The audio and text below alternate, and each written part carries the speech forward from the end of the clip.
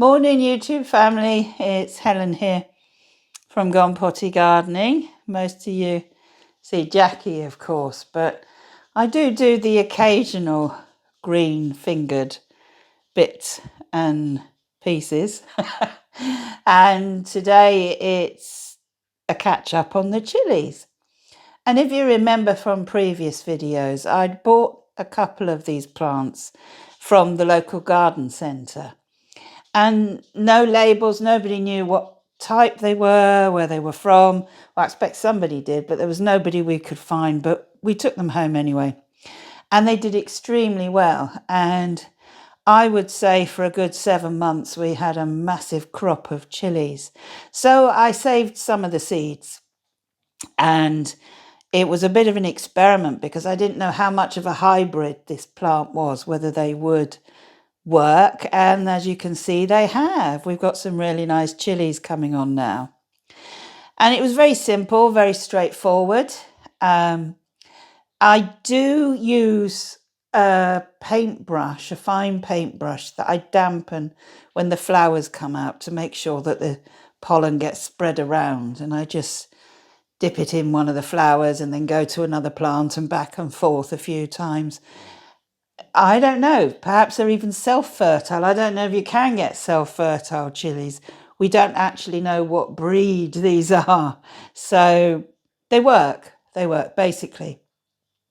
And of course, the big thing is now we've got the new polytunnel, which Jackie will show you more of. And I imagine all of these, if not maybe just keep one back, will be going in the polytunnel very soon, because it looks like the temperature's getting much better now. We did have a cold snap, so we've got to be careful. We're not quite out of that period yet, but I do want them to get as much light as possible, because we're growing a plant that normally grows in a hot sunny country in the west of Ireland, which is well known for its cloudy skies and rain. So we're doing our best here, but as you can see, they're doing really well.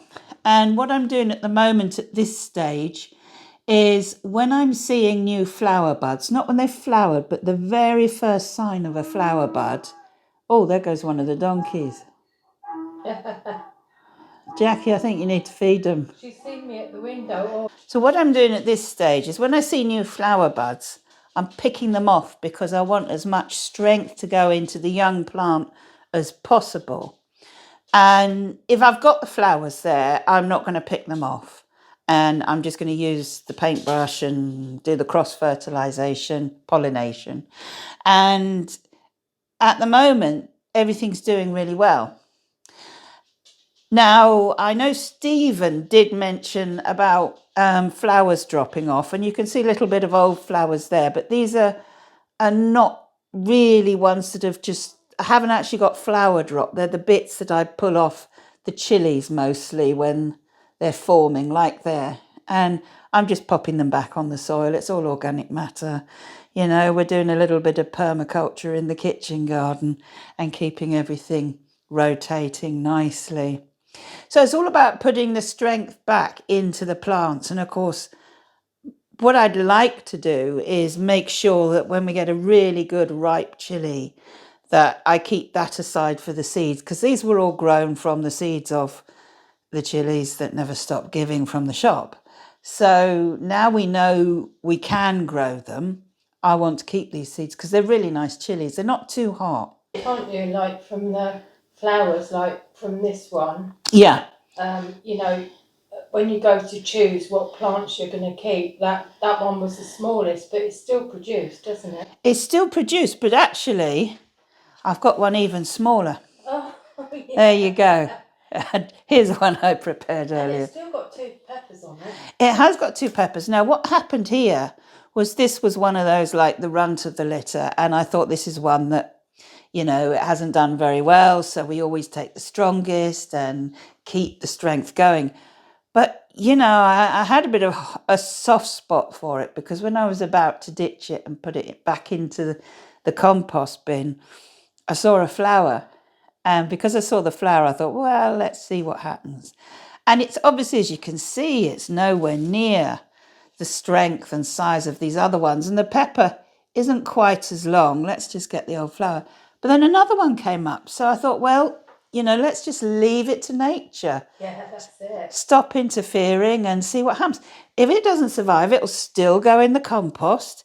If it does, it does. But there you go. They're looking great though, aren't they? Yeah, I'm enjoying them very much. And I can't wait to get them out in the new polytunnel because I think it's healthier because they've got a better flow of air. Yeah. And we've got some on the doors, you'll see when Jackie shows you it, there's a top door and a bottom door.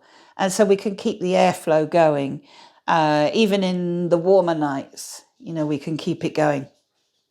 So I think they're going to do well out there, and we're going to get some temperature sensors as well. A bit like weather stations. Yeah, and so you've got one in the polytunnel. We'll have one in Jackie's big polytunnel where she's working and she's got lots of plants, and probably one in the shed or something. It's got 3, and it's like a weather station, but you've got the 3 areas so you can check the zones, what's happening. So we'll see how cold it gets at night and what it's like early morning and midday, and if it's too much, and keep an eye on it. So we'll pop a link in the description of the one we're getting, so you can just have a look. Yeah, Interesting. We just ordered it off that regular place where people buy books and gadgets, in all over the world. And we'll pop the link down. So yeah, they're doing really well.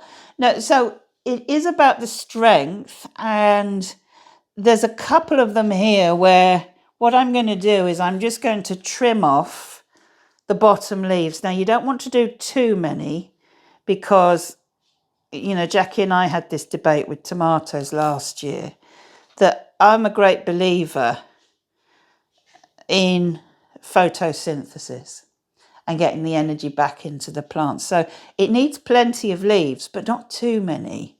So those 2 weren't needed because it has enough for photosynthesis. I can take a couple off here because I don't want all the strength going into parts that don't need it really. So it's still got enough for photosynthesis. This one, I can take a couple of, I'll take these 2 lower ones here. And I'll just put them back on there. Let's keep everything together. The other thing why I think it's going to be good that they're in the polytunnel is bugs. They do get aphids, and we have to be very careful of that because once they get attacked, and I've mentioned it before, so forgive me if I'm covering something we've already covered, but when it happens so fast and it's so dramatic. But when they're outside and they've got a source of outside air, the natural cycle of predation, if you like, comes into effect. So when we get the aphids, we'll get the ladybirds. We don't get a lot of ladybirds inside the house to deal with aphids. So, all in all, it's going to be hopefully a much healthier environment for them. But they're doing really well. None of them are ripe yet. I mean, you can eat green chilies. But there they go. This is probably the most prolific. This one's got, it's got another little one coming there. It's got 4 and a couple of flowers. 2, 3 there. A couple of them are wonky shaped. There's a wonky one in there. I don't know if you can see it there, but that doesn't matter, does it? But I'm really pleased with those. And they might be Apache. They might be jalapeno. They're mild if you don't use the seeds in cooking, and they've got a kick if you do use the seeds in cooking. Meanwhile, we've got to pot up the other ones, and we have Trinidad Moruga scorpion from Rudy in Switzerland, and I've got 3 of those, and I like that. I really like that. Now, you've got to use the tiniest amount of that unless you want your, well, yeah, you do. You're on fire, aren't you, if it's too much? But I like that, and there's something different about the flavour of the chili.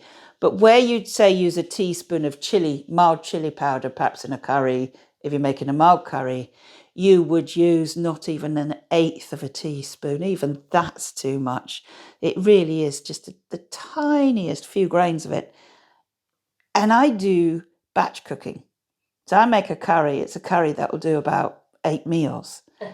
And, you know, it's still got one heck of a kick. So you don't want to put too much in, or you're going to waste all that curry.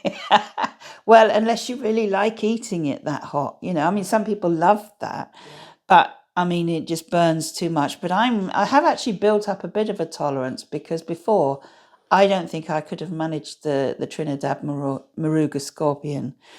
Because I kind of like it, I get the kick, but it doesn't burn for long.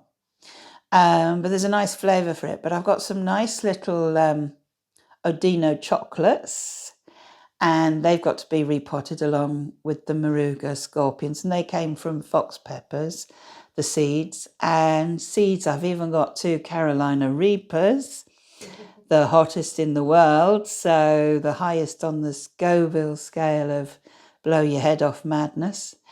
And there's a couple of Scotch bonnets, but there's one done well and one not so well, so I'm not sure I'll pursue them. There's no way we're ever going to be able to eat Carolina Reapers, but I kind of like to grow them, and then what I'll do is I'll give them to someone who wants them, or you know, give them to the guy down the road who sells spices and fresh things and that. So we'll see.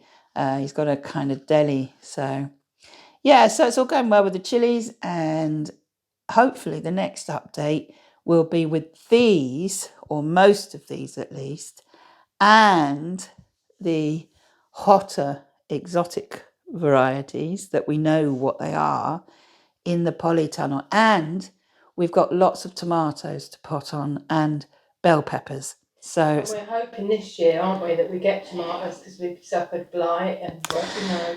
We've really struggled, haven't we? So we're going to kind of do a mixture. So in the polytunnel, there's going to be the tomatoes as you would grow them. I'm going to grow them in pots, not grow bags.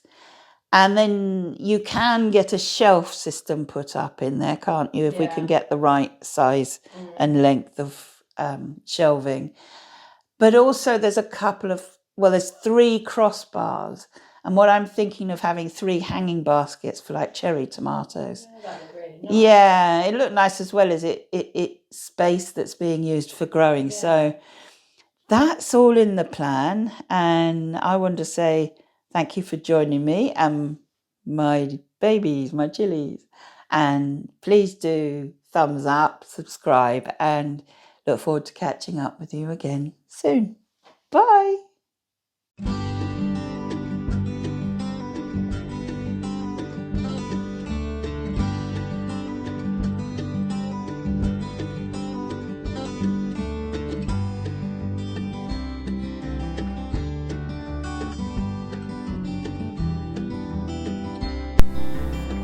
Why not come and join me on Facebook or Instagram?